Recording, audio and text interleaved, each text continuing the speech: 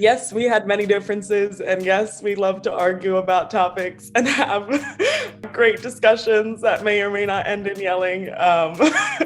But we all genuinely care for one another, and that was so clear throughout the 4 years.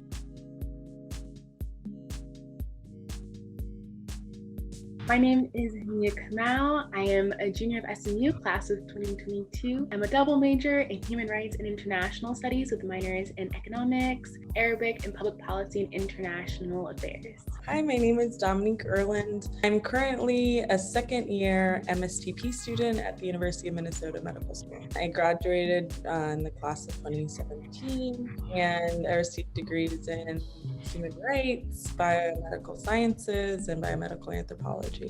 Dominique is actually kind of like a little superstar in the human rights program. Like, I've seen her doing events for HRC over Zoom. I've also watched your Voices of SMU oral history interview.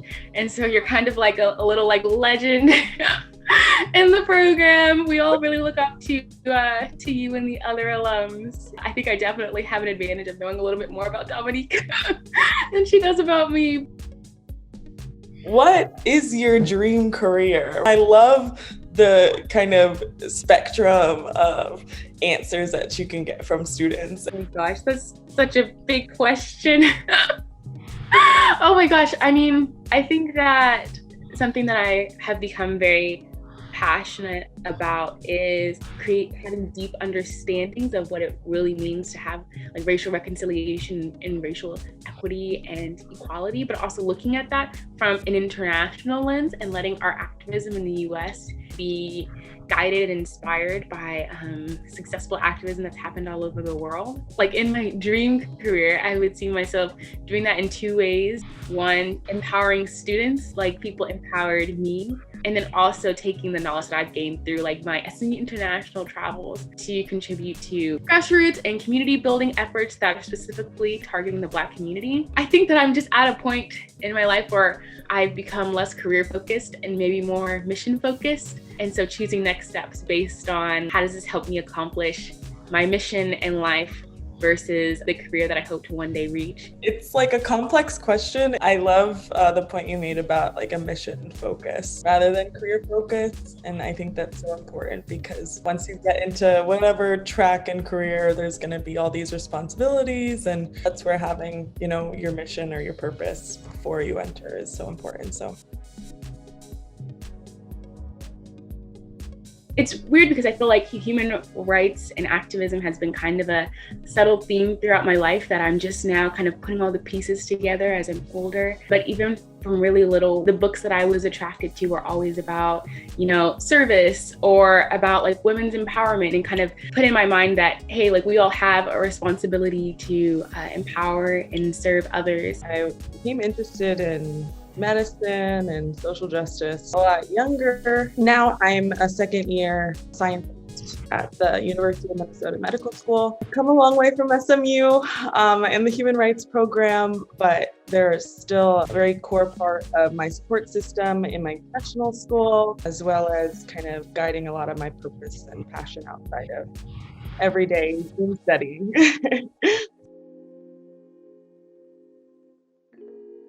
This summer was crazy because it was like all of these huge events coming back to back as I'm like entering adulthood. It was a hard time to mentally and emotionally process it, especially in a pandemic. I also had high-risk family members in my household. And so I think that really drove me to lean into my scholar activist tendencies and to focus a lot on figuring out how I could spend my summer bettering my university and creating spaces at my university where students of color could really feel safe. I was wrapping up spring semester of our first year of medical school, so I was excited to be done.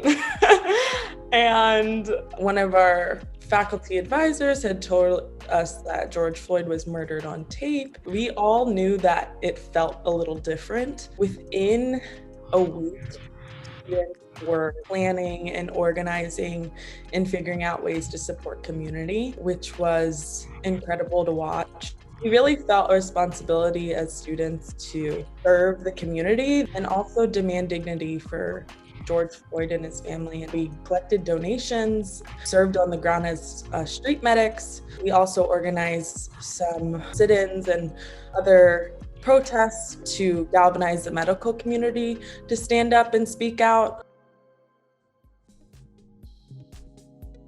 One of the things I'm most grateful about the Human Rights Program is that we learn, like Dominique said, like do more than empathize, but to address and accept the complexities of people and the intersectionalities of different identities, which I think is crucial as we practice the centering in whatever field that we plan to enter.